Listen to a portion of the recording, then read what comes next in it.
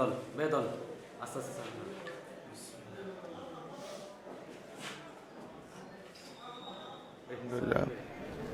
আল্লাহর রহমতে ভোট অনেক বছর পর একটু ভোট দিতে পারছি। জয়ের ব্যাপারে ইনশাল্লাহ আমি শতভাগ আশাবাদী।